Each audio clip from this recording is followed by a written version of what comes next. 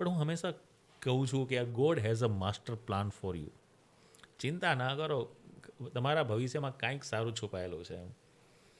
અને પછી કોલેજની વાત આવી તો હવે નક્કી કર્યું કે ભાઈ કોલેજ પછી જઈશું. કોલેજનું પહેલું પગથિયું હું પછી ચડીશ, પહેલાં હું કાંઈક બિઝનેસ કરીશ. કારણ કે 12th પછી યા 12th પછી, 12th પાસ આઉટ પછીની વાત કરું છું હું. અને એવું નક્કી કર્યું કે બિઝનેસ કરીશ. બિઝનેસ શા માટે ખબર છે? કારણ કે ફાધર જોબમાં હતા અને હું જ્યારે 11th 12th સાયન્સમાં અહીંયા ભણતો, મને ખબર છે કે મારું એજ્યુકેશન એક્સપેન્સ કેટલું હતું. અહીંયા હું એઝ અ રૂમ રાખીને અમે લોકો રહેતા. અમારા ખાવાના ખર્ચા, અમારા નાસ્તાઓના ખર્ચા, અમારા ટ્યુશન, 3 ટ્યુશન સાયન્સમાં અમારે જવું પડતું, રાઈટ. મને એ વખતે બરાબર યાદ છે કે મારા ફાધરની કેપેસિટી નહોતી, તે છતાં મારી પાસે એ વખતે રેન્જર સાયકલ આવતી. એ સાયકલ ઓન કરતો. લોકો જોતા કે આમની પાસે આવી સાયકલ છે. પણ આજે હું એમ કહી શકું છું કે મારા ફાધરે કેપેસિટી બહારની મને વસ્તુ લઈ આપેલી એ વખતે, રાઈટ. તો એ બધા જે સ્મરણો છે બહુ મજાવાળા પણ છે અને સાથે લેસનવાળા બી છે. અને સાથે સાથે એમ કહી શકાય કે એક મેસેજ પણ છે લાઈફમાં કે તમે એઝ અ પેરેન્ટ્સ તમે તમારા છોકરાને કઈ રીતે ટ્રીટ કરો છો. મિડલ ક્લાસ ફેમિલી હોવા છતાં મારા માતા પિતાએ મને હંમેશા એઝ અ કિંગ તો નહીં પણ એઝ અ પ્રિન્સ ટ્રીટ કર્યો છે. એ વાત તો સાચી છે. એ વાત સાચી છે ને.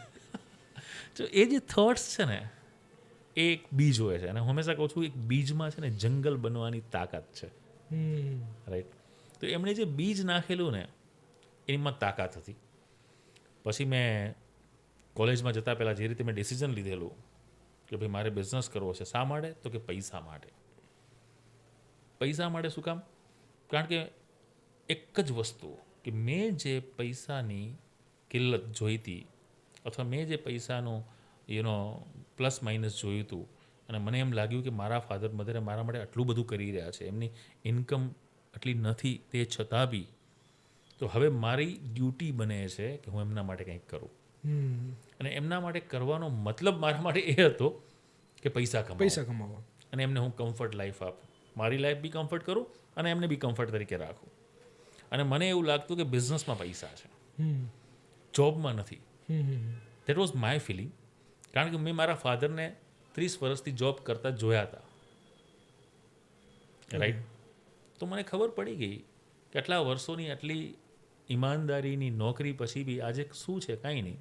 તો મારે પૈસા કમાવા હશે તો મારે બિઝનેસ કરવો, કંઈક અલગ કરવું પડશે, કંઈક સમથિંગ ડિફરન્ટ કરવું પડશે. એટલે મેં કોલેજમાં જતા પહેલાં મેં શરૂઆત કરી ખેતીથી. તમે માનશો? ઇન્ટરેસ્ટિંગ ને? એ ખ્યાલ નહોતું એમ. કદાચ તમને ખ્યાલ નહીં હોય પણ મેં મોથાળાની બાજુમાં એક જગ્યા ઉપર, અમારા સંબંધીની એક જગ્યા ઉપર અમે ઘણા બધા એકર્સમાં જીરું કર્યું. પણ ભગવાનને કંઈક ઓર મંજૂર હોય છે, ખબર છે? ત્યારે તમારી એજ કોલેજના ફર્સ્ટ યરમાં એન્ટ્રી પહેલાંની વાત કરું છું. કોલેજમાં જે એન્ટ્રી નથી, પહેલાં ડિસાઇડ કર્યું હતું કે ધંધો કરવો છે. એ વખતે ખબર નથી ધંધો શું કરવાનો, પણ ખેતી એક ધંધો છે એ સમજમાં આવ્યું. અને જીરું એક એવું પાક છે જે તમને રાતોરાત લખપતિ બનાવી દે છે, આવું સાંભળેલું. મિત્ર જોડે સાથે રહીને નક્કી કર્યું કે ચલો ભાઈ જીરું કરીએ. જીરું કરીને લાખો રૂપિયા કમાઈ લઈએ. જમીન મફતમાં હતી એટલે જીરું કર્યું. પણ કુદરતને કંઈક ઓર મંજૂર હતું. જ્યારે જીરું પાકવાની અણી ઉપર હતું ત્યારે ઓસ પડી, માગ પડી, જેને આપણી ભાષામાં કહીએ. અને માગ પડે તો તમારો પાક ખતમ. એટલે જે થોડા ઘણા રૂપિયા ઓછીના લઈને ઉધારની બધી વસ્તુઓ ભેગી કરીને ટ્રેક્ટર, જીરાનું સીડ, મહેનત, મજૂરીના રૂપિયા બધું જ ઉધાર હતું. અને અંતે રિઝલ્ટ આવ્યું જીરો. એટલે પાછા એટલે આ બીજો પોઈન્ટ એવો આવ્યો કે 12thમાં એક્સપેક્ટેડ માર્ક્સ ના આવ્યા. પેલું બિઝનેસ કર્યું એની અંદર 100% ફેલ આવડશે. હા, ઓલમોસ્ટ ફેલ, રાઈટ.